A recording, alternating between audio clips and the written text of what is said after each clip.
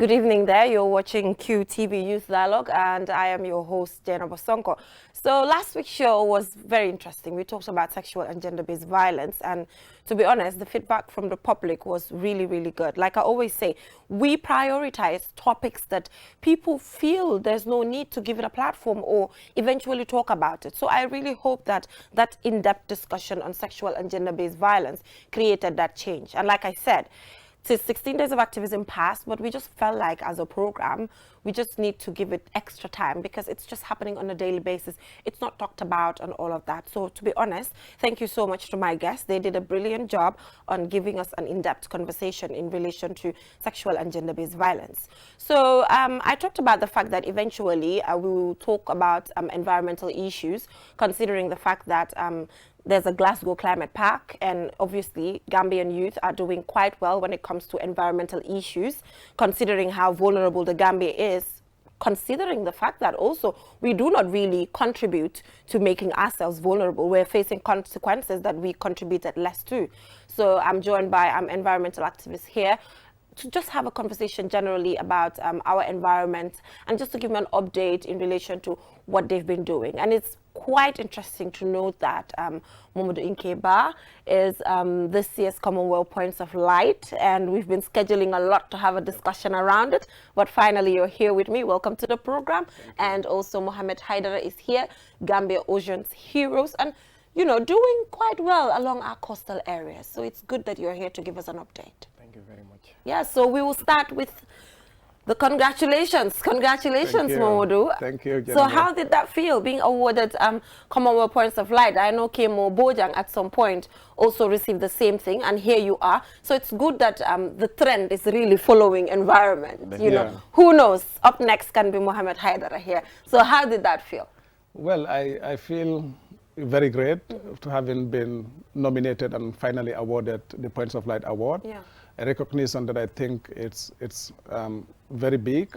But I dedicate this award to the youth who are in the front line. I mean, all these things that we are doing, we could not have achieved what we did if we didn't have the youth, you know, with us, because these are the volunteers. Like I always used to say, everything we do for the common good. So whatever we do, we're not expecting much in return, except for the fact that we want to contribute our quota towards fighting the devastating effects of climate change, not only fighting it, but mitigating it, and also building climate resilient communities, because we work with rural communities, local communities, who also feel, like you said, we are not great contributors of the climate change, but we feel the effects of climate change. Sure. So of course, yes, it has affected a lot of people in rural communities, most especially farmers.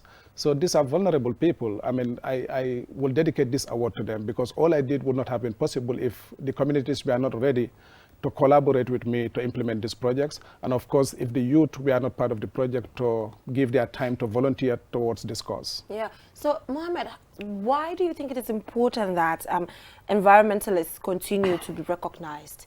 You know, what can that bring on the table? What can that really push young environmental activists to do further, considering the fact that the trend is there? We've seen that Kemo Bojang got the Commonwealth Points of Light. Now Mamadou Inke is here. So just having recognitions attached to your names as environmental activists, what can that bring?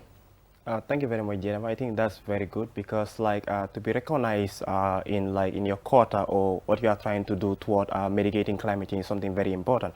Especially coming from like from Africa, I mean like the continent, especially from Gambia, and proudly having Inke to be awarded as the Commonwealth Light shows a very great significance. Before him, it was Kemo Fati, and this is really amazing. That shows that Gambia have been recognized when it comes to climate resilience, because this is what we want. We want the entire world to see that though we are being affected, coming from Africa, the continent being severely been affected with drought and a lot of climate change devastation, but yet still being recognized at the world level shows that we are really committed, especially the youth category is really committed toward fighting climate change. And okay, so it seems I'm just focusing on Kemo Bojang here. It's Kemo Fati. Kemo Fati, yeah. It just came to my mind and I made that error. So we need to correct that. I'm not talking about that politician down there, Kemo Bojang. I'm talking about Kemo Fati. Yes, you can continue. Exactly, yeah. Geneva, yeah. It's Kemo Fati and Inke, and then we believe there are so much youths that are already in line. And we believe very soon the Commonwealth will recognize more youth in the Gambia, not only me, but we have a lot of resilient youth that are working like Suleiman Bojang, Ousseynou Gambi, and Maimuna, and Maimuna Fad, Maimuna Jabi. These are really doing extremely work in the field of climate change. So definitely, I'm so inspired by them, and I'm glad that I have been working with them definitely for so long. And then we believe that we are always working toward the greater good to embark on climate change mitigation, and as well as to promote the livelihood of our community people. That's been our priority based on what we have been doing so far. Yeah, so before we talk about your respective activities, let's just talk about COP26. I know the both of you were so caught up, you were unable to attend the COP26, unfortunately, but I'm 100% sure that you did follow the proceedings and everything, because it was also virtual. So really, what do you think about this year's COP? You know, we know that at the last minute they came up with a Glasgow Climate Pact at the last minute, you know, and they even had to add a day extra to be able to like come up with a final decision. And in this final decision, you can also see that all of these decisions are non-binding. You cannot take anyone to court for actually bridging some of these promises that they've made. Definitely. So generally, what's your take on the COP26? I think this year's COP26 is one of its kind. Not only that it was hosted in England, but the fact that the kind of publicity and the kind of actors that actually played their part towards seeing the COP26 succeed is very high. I mean, both state actors like in government, because you cannot do in isolation. You know, CSOs and multinationals cannot do much in isolation with government. You just talked about legislations and enforcement. So legislation and enforcement obviously comes from government. So the fact that we've got, you know, a lot of, even look at the Gambia, for instance, you know, KEMO have been going to the COP. We've got few young people who have been going to the COP. But this year, you know, England made sure that, you know, they got a lot of other institutions to be part of it, like Ousseynou have never gone to the COP. Suleiman Bojang and Maimuna Jabi and yourself, including journalists. So yes, I mean, this year's COP I think is very positive, and there are a lot of commitments that we have made. Like you said, you know, we fear enforcement when it comes to legislations. But yes, the fact that commitments are made, I think that is quite positive. And it seems that, you know, the world is now very much ready to come together to tackle the climate disaster. But the global let's climate focus disaster. on young people, you know, specifically. How did you see the participation of young people generally? Wow, the participation of young people generally, I mean, I think it's very great. Like I have never seen anything like this in the past. I've worked over a decade in, you know, within climate in this country, but I mean, considering the fact that even you and Fatou Moloshi, who are journalists, coming together, you know, joining us in the climate drive is something quite positive, because our job alone cannot do much without publicity. So of course, it's a symbiotic kind of relationship where we all need to work together. I mean, having young people, bright young people coming together with initiatives and great ideas, and not only initiatives and ideas, but also putting them to action. You know, we've seen a lot of documentaries that were made by you people, and those documentaries are all over. People are watching them, and this is going to inspire other communities and even other African countries to look at what Gambia is doing, because you know, it is already stated that the Gambia is doing very well when it comes to legislations and other things with climate. You know, the government through the ministry, you know, took how would I say, they took pride of that, and also us as CSOs, we also took pride of that. So this is showing you that 90% of those who are engaged in climate action or climate change in this country are young people. Yes, I would say, you know, the young people of this country are taking it upon themselves to push it. So what's your take? How do you see the participation of young people in climate negotiations? Sometimes it is said that it's not enough. Definitely. You know, it's not enough. We're not there yet. We're not put where we're supposed to be as young people to really take those bold decisions. Like I said, it even took time for them to compromise, to make the bold compromise, to come up with a final decision as to what's the way forward in relation to climate change. You know, do you think it would have been different if young people were put in the forefront of making these decisions or negotiations? Obviously, in a way they can't, because they're not leaders as presidents and all of that, because these are decisions that are usually made by them. But probably something else can be done to just ensure they're more involved. Yeah, definitely. Yeah, I agree with you. But this year, climate change, just like my colleague said, is something that have breached another gap. Okay. Because if you watch the climate, the COP26, you realize that Fatou Jeng was extremely doing well. Sure. She participated hugely in the climate conference, and that shows, that I'm even proud as a Gambian to see her doing extremely well there. Yeah. So that really showed us Gambians are being now put in the picture. Before, if you look past before those years, indigenous people were not given the opportunity like this year. This year we saw people from Rwanda, Uganda, extremely doing well in the COP. So that really showed that now world leaders are now very concerned when it comes to climate activists that are coming from Africa. That's so that they now want to give them the opportunity, especially with the U.S. new president Joe Biden, who is already committed to the Paris Agreement. So actually there is hope that this year agreement or the commitment that they plan to execute, actually we are so optimistic that they will achieve it. Yeah, because but you can see that there are certain players that are not also, working towards this. Yeah, definitely. Like, for example, they talked about subsidies for coal plants and all of that. And the major miners were not even there, So one might ask, really, where are we heading to? Yeah, definitely. It's always like that. When you come to, when we are trying to develop a very resilient world, you cannot have everyone on board. Sure. But they need to be carried when the weight is so high.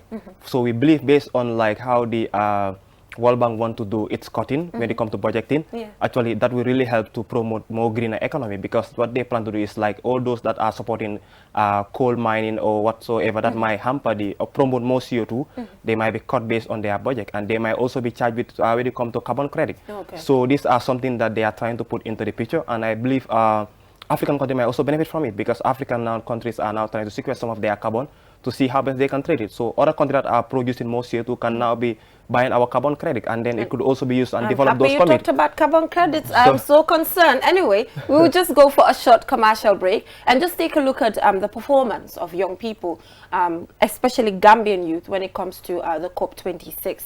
And one thing that I was really amazed about was former President Obama's speech, his statement that was very powerful. During the sidelines of the COP26, he had a session with young environmental activists. So it's all in one. So let's take a look at it. And when we come back, the program continues. Do stay tuned.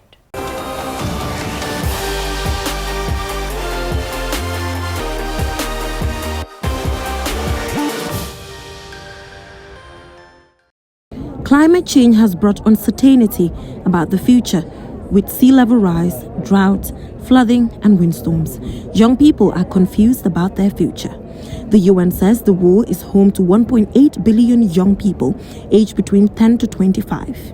Young people are huge contributors to climate change, as well as victims. Former President of the United States of America, Barack Obama, met young climate activists to add to the already existing calls for the effective participation of young people in climate-related activities. It's not always easy being young today. And for most of your lives, if you're in that generation, you've been bombarded with warnings about what the future will look like if you don't address climate change.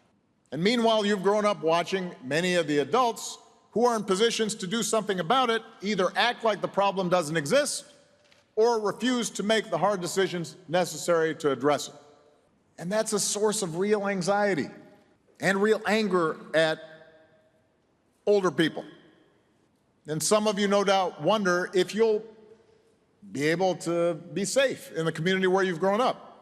Green Up Gambia's Maimuna Jabe says social and climate injustice should be challenged to bring about a world where youth voices are at the forefront. So as young people, to have a thriving environment for our innovation and our daily growth, so we really need to be at the forefront of the climate change. That is why the frontline movement calls on to more young people. Even at the COP here, we are underrepresented in a sense, but it's important that we're represented in most of these international platforms to make sure our voices are heard, because the future we're talking about is not the old people who are going to live to that moment. It's our time it's our time now, but it's our time in the future. Environmental activist with Green Up Gambia program officer Hussein Nikoli says because young people are not being put in the right places to be involved in environmental issues, they must look for their own innovative ways to contribute. Some years back, over the years, we have seen young people of the Gambia taking up the responsibility, taking up the commitment, taking up the willingness to actively involve in climate change, climate fight, and make sure that climate action. And what is more amazing about what the young people are doing is not more of talking, but they are involved in more of climate action. We have been seeing, like, for example, Green Up Gambia, our partners, we have been seeing every year we embark on summer green tree planting campaign, as we reach out to communities, people, youth organizations, and now we are even seeing tertiary institution students are even taking up the lead to come and join us with the fight of climate change. So we are very much impressed about what is happening. Young people are not only talking, but they are giving action. United Nations Secretary General Antonio Guterres is part of prominent individuals who are calling for the involvement of young people in climate-related activities. He says that his generation has failed when it comes to justice and preservation, and now it is left to the younger generation to change the narrative.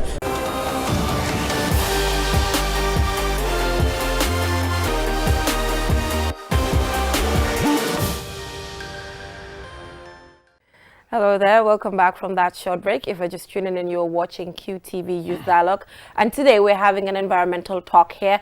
I'm in between two gentlemen. I wish I was in between two ladies, huh? So I need to engage them in relation to women's participation. Before we went for that break, Mohammed, you talked about how Fadjeng really performed so well during the COP26. So I just want to know, how is your organization also working towards bringing in more women to actually join the fight? Yeah, I think that's very important because we have been talking about gender equity so long. So, and when you look at Gambia Ocean Heroes, even our director is a woman, and even most of our lead volunteers, most of them are all female. Okay. So actually this shows that we are actually promoting more women into action. And then not only that, we also started nurturing our high school kids and then lower basic school to make sure that they are also part of the front line. Because all what they need is like to have someone that will push them for them to take action. Though it's not a very easy work, environmentalist, the title is very nice, but like to know what the work entails is very, very hectic, to be honest. So we believe that they can also do it because it requires a lot of commitment and resilience, and humans are not to be struggle holders. So, and we believe they can achieve this thing with us together. And but there's hope as well that the way things are going in this country, that Fadjeng already proved, and she have already inspired a lot of women in the action to make sure that they can do more as the way she is. Because imagine, she started from journalism and now divert back to environment. Yeah, that's the beauty of journalism. It's quite diverse. So exactly. So this really shows that, you know, who knows? I might end up in politics. You might end up in politics. Exactly. Or so environment. Let's I know anything. You know, you can end up anywhere. Basically, that's how diverse it is. Exactly. So this really shows that like now women are really looking into climate action, because even my previous president from UTG SSA, she's also a female and as well as an environmental activist. So this really shows that now they are really looking into the picture to make sure that they can also play their part and mitigate the amount of CO2 that we are, or the hazard of climate change that we are facing in our country. So I just want to know the relationship between youth organizations that are, you know, working towards a better climate and the Ministry of Environment. I want to know what relationship is there, because it is important that you have a strong relationship just to make sure there's no duplication of efforts. You're volunteers, you're working towards the same thing they're working towards. So what is the relationship? I think the relationship between environmental activists and all environmental organizations in this country and the ministry is fraternal. It's a good relationship because they have an open door policy when it comes to us, and we've been meeting a lot, you know, in conferences and seminars and workshops, during which time we converse a lot and exchange ideas. And like I said, you know, they have an open door policy, so wherever we are stuck and we need them, normally, mostly, when we knock on their doors, we access them easily. But of course, yes, we try to organize ourselves. Recently, we started something last year, which is very great. We've realized that a lot of young people are into environment. You know, we all doing great things in different ways. I'm into mangrove restoration. He's into someone is into plastic recycling. He's into beach cleanups. So we have all these categories, people do in different ways, but towards the common good. So we decided we could form an alliance, which we named the Gambia Environmental Alliance. It's an alliance of over 20 CSOs, environmental CSOs in this country as far as Basse. So we try to map all those young people who are doing some work on environment. Okay. So we brought them together. We've legally registered the association or the alliance. We have met our key stakeholders. We identified our key stakeholders. When we identified our key stakeholders, we were able to meet them. So we are hoping that by January 2022, we'll do a grand launching of the alliance. So through the alliance, we hope that we could do more concerted efforts, and we could probably catapult our efforts to reach higher heights and probably amplify our voices more. Because when we speak as a group, the voices are more amplified than when you speak as an individual. But I just hope this is not going to be one of those groups that do not end up continuing. Because man, one thing I know about Gambia moy, ken bugut ken mujite ko. Well, ken bugut ken mujite ko, dañoo tok ne kuy nekk president bi, hey vice president bi organisation bi la jógee de, koku moy gëna. You're right about that. You're right about that. Yeah, I mean, that's in every fabric of our society. Yeah. I mean, I won't dispute, things like that will have to arise. Yes. But I just hope it's not happening already. No, it matters how we deal with them, because the caliber of people that we brought, what we had was an ad hoc committee, an ad hoc committee that was set up for the purpose, of mobilizing all these organizations together, and for the purpose of registering, just to make sure that we kickstart and we are on our feet. But after that, we hope to call on a Congress, and at the Congress, we will elect our new executives for a 3-year mandate who are going to steer the affairs of the association. So yes, there must be hookups, here and there, especially, they said whatever deals with people coming together, there always come the Judas who will want to betray the purpose for which we converge. But, the leadership I trust very well, and the caliber of people, because Ida from the UK embassy was helping with us, and we also have other caliber of people like Fatou Jaumane, also is part of the alliance. Very respected. Very respected. So we really took our time to make sure that we the right people are there. Exactly, the right people who, when we want to derail or when we want to stray from the way, they will still bring us back, because these are highly senior, citizens of this country who, to some point, they are highly accomplished. So we will say that they are not just with us for anything, but just for the common good. So yes, I mean, I think Mohammed, I'll come back to you shortly due to time constraints here. So we just do it that way. You just told me that recently you're able to secure a grant from the British High Commission. Mangrove restoration, quite beautiful. I know this is not something that young people were really interested in prior. And getting their hands dirty to make sure that this is done. So what is this going to change? Getting this grant, what can it change moving forward in relation to your mangrove restoration processes that you're Well, it's going to change a lot. Someone asked about who are going to benefit from the mangrove restoration project, and I said first is going to be the women. So because 90% or 100% of the people that are engaged in oyster farming here in this country are women. So naturally, when there are no mangroves, there are no oysters, because oysters clings onto the mangrove roots. That's where they are harvested from. So when you don't have mangroves, you don't have oysters. So meaning, if we plant more mangroves, we are helping these people get a job, because that is basically what they do. They are oyster farmers. They have no other trade to engage in. And recently, the Gambia used to harvest oysters at least 4 to 5 times in a year. Now they are harvesting at most 2 times in a year. So meaning that there is serious decline in oysters just because of the loss of mangrove habitat and ecosystems. So the women rice farmers as well are going to benefit, especially in rural Gambia, because they used to witness salt intrusion into the rice fields during high tides. So during high tides, salt water spills over into the rice fields, and that have rendered a lot of vast hectares of land, over 200 to 300 hectares of land, inarable for agricultural purposes. So the mangrove restoration project is going to help that. How it does that is the mangrove absorb a lot of carbon, so thereby helping to stabilize the salinity of the water to a point that it will support agricultural production. But they also will serve as a barrier. So during high tide, salt water don't spill over into the furrows. So since we started this project, we were able to reclaim at least 170 hectares of land that was lost to salt intrusion. What that means is that that is going to increase agricultural production or productivity, and is going to increase food security to the local rice growers. We say we empower women, but we cannot empower women who are in agriculture if we don't give them access to land. And access to land is quite important to the women. So what is the relationship between the work that you do? I know recently when you were in this morning, we talked about the carbon credit that you just talked about. It's very related because it all has to do with the ocean and just making sure that everything is done right. So do you see yourself in the work that he's doing? Yeah, oh yes, because we have been working with him. He's one of our key partners, Kape and Sankandi as well. So what he is really doing is very important because like if you know the ecosystem, we have the ocean and then the river and then the wetland. Yeah. So they are all connected because water moves from the river and then they all end up in the ocean.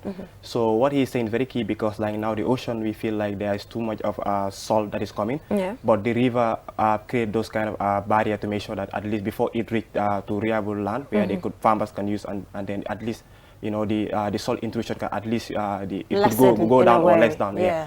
So what mangrove do, what he said is very right because like it normally mitigate the amount of salt that is actually attacking the land, and not only that, but as well as create a job opportunity for the women that normally rely on. Yes, I always talk about this when you guys are on here. Yeah. My trip to Kenya, that particular story that I did, for me is like the most beautiful innovation, the most beautiful environmental innovation, because that community, they don't actually need government taxes, they don't even need government funding in a way, because just that what they have over there selling their mangrove carbon credit is able to pay for school fees for kids, it's able to buy furniture, it's just able to do a lot for the community living around there. So eventually, like you mentioned, it's not easy to do, but you're working towards that. Yes, we're working towards that. We're just careful that we don't deal with people who will benefit from us, because we are doing things in the name of the local people. So whatever is there to benefit must actually benefit the local people. So that concept, we talked about the last time I was on the youth dialogue, and I did some research about it, and it's definitely working. It's definitely working. So with the mangrove ecosystem, with the carbon, for instance, a hectare of mangrove, just 1 hectare of mangrove can offset or sequester at least 125,000 kilograms of carbon. Wow, that's a lot, right? So scientists are telling us now that the fastest and most efficient way to offset our carbon footprint is by actually planting more mangroves. So if a hectare can absorb up to 125 kilograms of carbon, you can imagine how much 100 hectares can offset in carbon. At the end of the day. This is the average carbon footprint that the average carbon emission that we do in this country. Just the average carbon emission that we do in this country. That shows that we are dealing with consequences, again, that we did not even have to contribute to at the end of the day. With the mangroves that we have and all of that. That is why it is important that climate financing is on top of the agenda when it comes to climate issues or just changing the climate narrative that we have. And again, just a hectare of mangroves can produce, it serves as a nursery for fishes. So it can produce up to 3 tons of fish, just 1 hectare, and also up to 5 tons of oysters, and up to 5 tons of crabs. So you can imagine, the benefits of the mangrove is quite enormous, that almost everyone benefits from it. And even the ecosystem, it encourages biodiversity. For instance, in our mangrove ecosystem, someone told us that they've spotted at least 30 different species of birds that either migrated and left that because they lost their natural habitat and their natural ecosystem. So it supports biodiversity a lot. And we have marine life. A lot of the animals live in water, and the mangroves will serve as food and as a natural habitat for them. He's a mangrove person. Definitely. So Mohammed, we due to time constraints, just quickly tell us about the recent project that you started. I know we'll have an insert of that particular activity down there, but just quickly, just let us know before we leave here, and then we will take a look at it from here. Yeah, our recent project that we started is like we launched a segregated bin for the first time. We launched it along the coastal area. We choose certain site that we want to use as our pilot site. That is Solomon Beach and then Lemon Creek, Palma and Banjul as well. Banjul Coconut site. So what this bin is designed in such a way that we believe that the Gambia is now moving toward climate resilient because of waste management. So now we believe that we need to have those kind of setup in place so that wherever we have like a very huge recycling company on board, then they can able to have access to one of the things that they might want to recycle. Because if you understand waste segregation, then exactly everything is connected. So then we have like 4 compartments. One is for metal only, another one is for organic waste, the other one is for plastic, and then the other one is for cardboard and papers. So then what we do is like, because we believe in some countries single-use bottle is an issue there, but here in the Gambia though people are so innovative and people are so much into like low business. So like the humans, what they do is like they normally collect these bottles and then try to make juice at home. Yeah. And they sell it out and make they profit sell out it, of right? it. So then, But we also have to consider the hygiene. They're Yeah, still coming no, back actually, though. actually, Even I if they think- are sold, this plastic is It's still coming back. no, yeah, you know. but actually, I think it's actually playing another way of Yeah, it's like reducing. reducing Yeah, instead of but- it being waste. Instead of, because the target is like you cannot recycle everything. Yep. So, but like if they can take their part, reduce it, make money out of it, it's about improving their livelihood. Their livelihood. But You are we understand? focusing on the hygiene though? No, actually, of course, we are also focusing there Do because we have proper hygiene? Are we helping these women? Because just them, you know, the funniest thing is, all of these things, environment is connected to health. Oh, it's yes. connected Oh, to yes. roads. Oh, yes. It's connected. All these Oh, yes. Planetary ministries health. are connected. So if one fails, it's causing another problem somewhere. Oh, yes. If another fails, it's, you know. Perfect. So are we making sure that all these things are also connected? of course it is already connected Mm, because Lulga. yeah, that's why this GEA play a key role when it comes to solving all these issues, because within that GEA we don't only have environmental activists. Okay. We have health specialists Amazing. association among Amazing. us. Yeah, we have health science among us. Amazing. These are nurses and doctors that are working because we want them to understand some of these communicable diseases that we believe that the environment is also trying to cause. Okay. So this is very important. But what we believe is like all our women, most of here actually they are so they are so They're someone that aware. they are exactly not only aware, but they also take responsibility. Because they know they are doing business. Everyone wants everyone to be buying your product. But Mohammed, that's not enough. So no, That actually, theory is not enough though. But anyway, we will find time to go and visit them also, just to see how they are doing it. Yeah. Like I said, all these ministries are connected. We just don't want to say the theory without knowing what these women are doing. Probably they also need help. And Yeah. then when we give them the visibility, well. they can have better equipment Very well. to make Very sure well. that this is done the right way. So gentlemen, I'm afraid that is all we have time for. So what are your final words before we leave here? all right, I would like to thank you very much because this is very important to at least have a youth dialogue whereby we could share our ideas and see how best we could move forward. I share something and you disagree, this is the life. Yes. So actually, I am really impressed and I will thank you, and we want more sponsors to keep on supporting your this activity. Really. You see, Because it's we really need important. sponsors. Right now, we do Yes, not you even do. have sponsors. Anyway, special thanks to Action 8. They've been there for us Wow. throughout this year, ensuring that we go up country to show Wow. what young people are doing throughout the country. So we're calling on more sponsors. If you don't support a safe space like this, what should you support? Tell me. Exactly. Nothing. And there's nothing more important than supporting the youth. Exactly. So. Yeah. So please come on board. I'm so happy you mentioned that. All right, Yeah. Okay. Well, to start with, I will also add my voice towards calling on more people to support this very, very, very, very important initiative. Yeah. So yes, besides that, my final words goes to the ministry and by extension the government. When I mean the government, I mean the whole government apparatus, both the legislation, the judiciary, and everything. We have lax environmental laws that lacks enforcement. The only reason why environmentalists are suffering is because, for instance, he's engaged in beach cleanup in some dump sites that are not designated by government, and that is government's responsibility. So after taking care of that, the next day you come, you cannot enforce. He cannot have a police officer to stand there or someone to stand there to say, don't dump here again. All he can do is to sacrifice his time and energy to come and clear the mess. But yes, if we have got too many inspectors with the ministry, and also enforcement was done, setting examples when people are fined with heavy fines, yes, people will definitely take care of our environment. will abide But we by have, everything. indiscriminate waste disposal in this country. Almost every corner you go, people started at dump site. Even on the highways now, Funeka. people started dump sites. Yes, So that and is despite not seeing a board there that Exactly. has KMC, don't dump, but Exactly. people do not respect yeah, these because that is just a board. There was no enforcement. There was no example set. So people learn faster when examples are set. Definitely. So this is us. I mean, the government needs to definitely enforce. In that Otherwise, area. much of what we are going to do will not pay off. At the Because end of the if our day. ozones are polluted, like he said, it filters down to the wetlands. And if the wetlands are polluted, meaning all these mangroves are going to die. So that's it. I mean, I will call on the government to definitely Do fasten more. up and fasten up their belts and roll their sleeves so they Okay. punch. Fasten this. up your belts and roll up your sleeves, okay?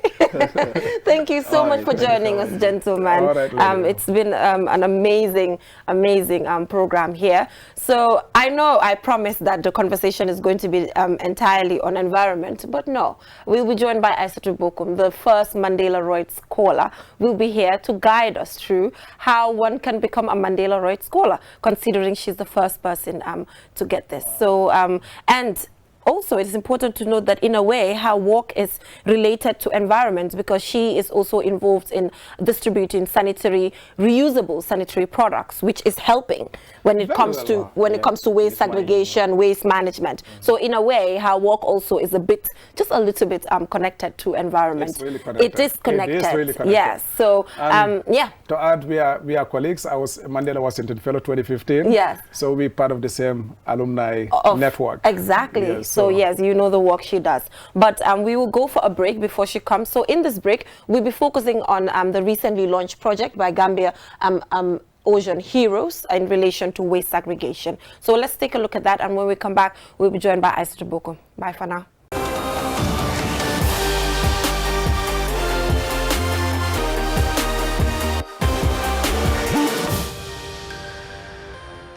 Thank you very much, Jay, for this. The motivation came as a result of there is a need for the Gambians to be really aware about the solid waste that is really happening along the coastal environment, which is so important.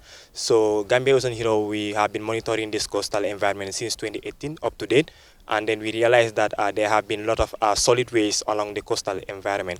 So what came up was like many issues were raised concerning the people that normally visit the beach for their own leisure time. They were complaining that there is no proper waste along the coastal environment, which is true.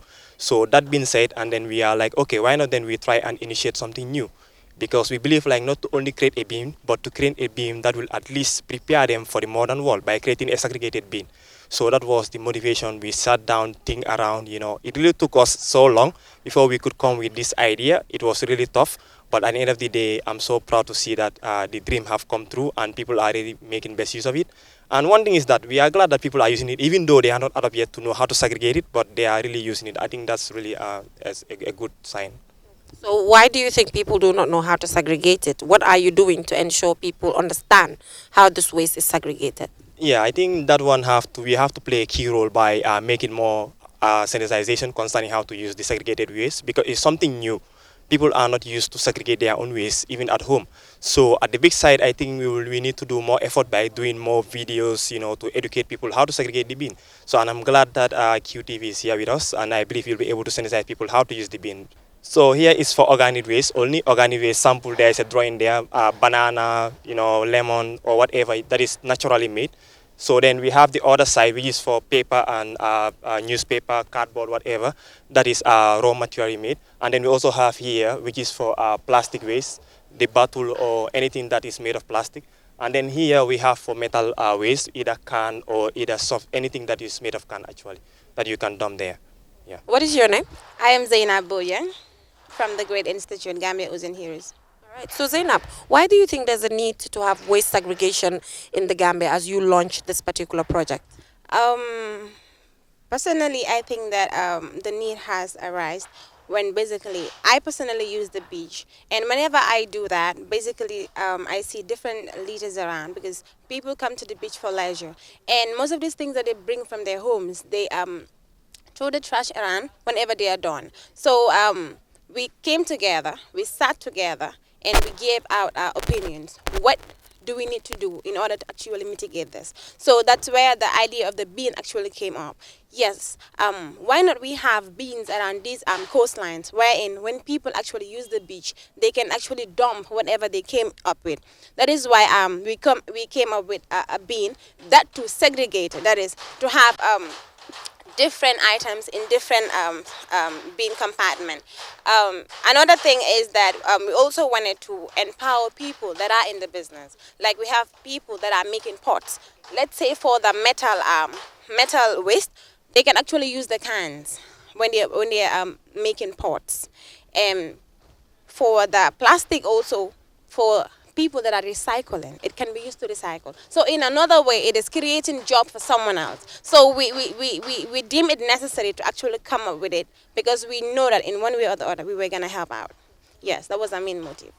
So what are you doing as an organization to make sure people are aware? Because looking around, it seems people are not segregating well. So what are you doing as an organization with this brilliant idea to make people understand how to segregate their own waste? Okay, as an organization, actually we are trying to work on our communication skills. That is to actually advocate in different platforms, because our organization have different social media platforms. In these, we are actually trying to send messages out there so that people could actually know that these beans exist and this is how to use them. But one thing is, if a quarter of the population is using social media, we will also say that another quarter is not using social media. So in order to make those people know, it's like to, when we meet with them along the beaches or outside, we try to explain to them how these things are. That is one of the ways that we are trying to make people be informed about it.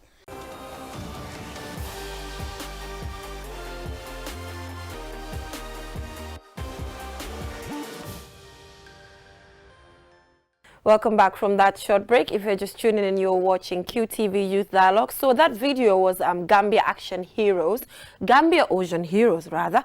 They're showing their waste segregation policy now, where you can have metal, plastic, all segregated, and women also are benefiting from it. And like I mentioned, I said in the beginning that we were focusing on environment today, but no, we have Aissatou Mbokum coming all the way from South Africa, the first Mandela Rhodes Scholar. Thank you so much for joining us, and congratulations once again. Thank you. It's a pleasure to be here, and of course seeing you again. It's really been a while. And now she's a Rhodes Scholar. A Rhodes Scholar. Rhodes Scholar. Yes, okay. You got it. I mean, this is like, this is like a beautiful transition, yes. Isn't it? Yes, so how does it feel? First of all, how does it feel to be the first Mandela Rhodes Scholar from the Gambia? So I'm still trying to digest, accept everything genuinely. Yeah. It's been overwhelming, and it's also been really exciting for me. Like you said, it's been, I wouldn't say surprising transition. Yeah. It's been what I've worked for, but an amazing transition. A very, very good transition, and I'm really thrilled and overly excited about it. So how was the experience for the Mandela Rhodes aspect now that it's wrapped? Yeah. How was it? How were you able to, walk around it and all of that? So when we talk about the Mandela Rhodes Foundation, it's one of the, let me say, prestigious institutions in Africa. Yeah. And aside the scholarships, they try to ensure that they groom young leaders like ourselves who go all the way to South Africa to study. So in as much as you're studying, you're not only focusing on just what you're learning, but we also have different leadership trainings that we undergo. Amazing. For instance, during my year in South Africa, we had 4 different modules that we were going through, looking at reconciliation, looking at building yourself as a leader, going deep inside yourself and, tapping into your inner resources to actually channel what you're supposed to channel out there as a leader. Okay. So yeah, those trainings were amazing. It has built my capacity, and I'm sure that with everything I've learned, coming back here, going back into my organization to expand it, it's definitely going to help. Going to work. And now, a Rhodes Scholar. Yes. I can imagine how overwhelming this can be. Like you mentioned, just having to digest all of it. And as much as you worked hard for it, but it's an amazing experience that is also quite overwhelming. It really is. It really is.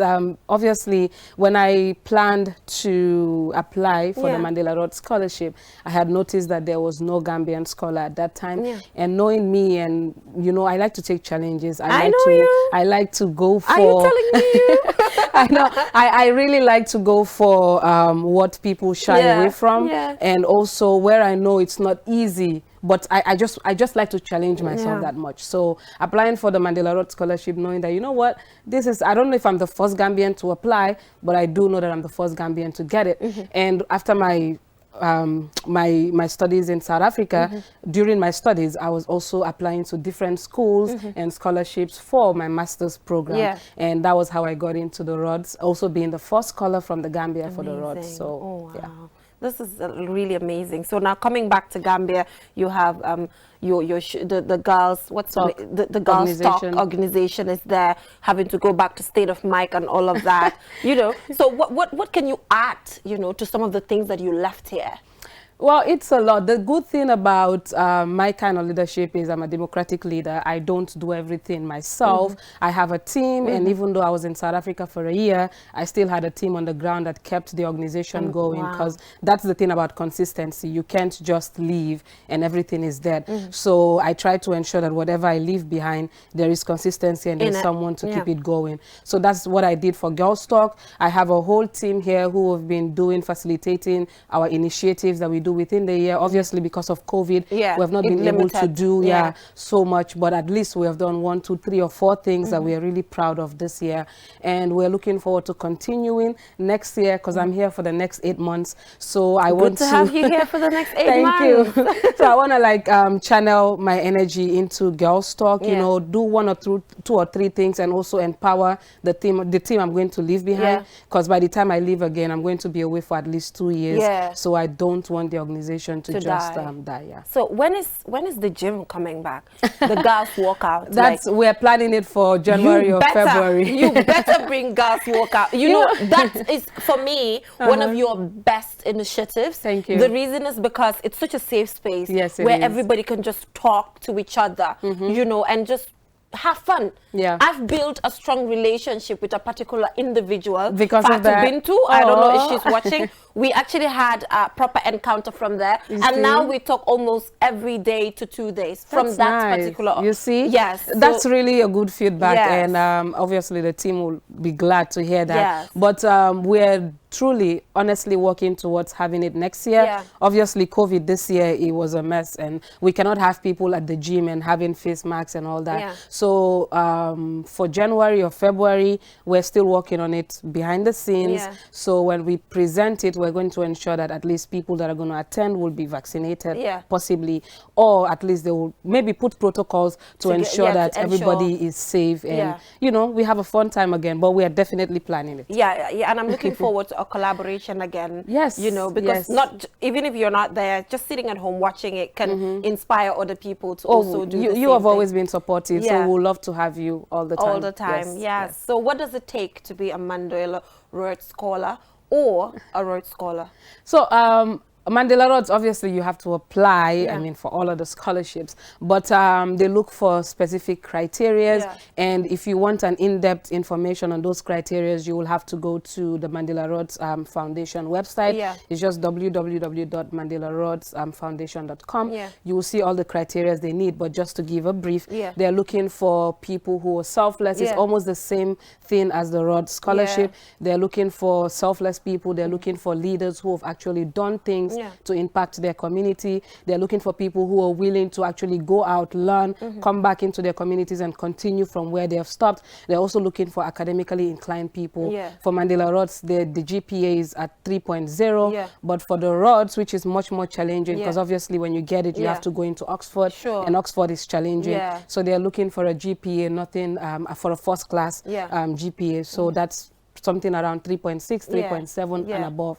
So so that's it. But for more information, you can just check out the website. And they just give you all the background information you need. About everything. I'm looking forward to this journey for you, and I'm so proud of you, so happy that at least we have a fourth Gambian. That means eventually there'll be more Gambians. You know, it's just a process. I really hope so. Those are the doors. I mean, that's why I challenged myself. I wanted to open those doors, because I'm hoping that hence, I have actually gone through it. I have been there. I will be in a position to actually mentor other people, especially my girls within Girls Talk. I want them to aim big. I want them to achieve bigger things. And they look at you to do that. So by the time they're done with high school and they're, let's say, even planning to go to uni, I want to be there to actually help them on how to access and get, you know, the scholarships, how to help them write the best statements, how to, you know, proofread for them, just so that, you know, they challenge themselves. So I don't want them to just limit themselves to what Gambia has to offer. There are so many opportunities out there, and it just depends on the individual to tap into them. And that's what I try to do, so that my girls will know that it's actually not that hard. You just have to be focused, consistent, and committed. All right. So thank you so much for joining us on the program. It's a pleasure. When I was doing the introduction, I forgot to include you. So while the program was starting, everybody had the concept that it's just an environmental talk throughout. Okay. So I told them that even the work that you do, it has a bit of environment, considering the fact that you get to distribute reusable sanitary products. Yes. So that directly has to do with changing the current climate narrative. And we have worked with women in rural communities on their farms and things like that. So yeah, it's all connected. It's all connected. She's the whole package, you guys. Excuse me, what do you expect? Anyway, thank you so much for joining us once again, and we wish you well. Thank you so much. It's a pleasure to be here. It's always a pleasure to talk to you, Jay. You've been an amazing friend, an amazing colleague. So yeah, I look forward to doing more things together, definitely. Yeah, and then that will eventually bring you back here. So viewers, I'm afraid that is all we have time for. Join us next week for another interesting program. My previous guest talked about it. Currently, we do not have sponsors. Special thanks to Action 8 and looking forward to further partnerships with them. But we're just calling on more individuals to just come and support the program. We're almost 5 years now, and at some point, we've been doing it all by ourselves. So I think it is important that you get to join our team, and then, you know, like I always say, it's a safe space for young people. Why not come and join us and give young people in this country better spaces? So till I come your way next week with another group of young people doing extremely well across the country. Bye for now.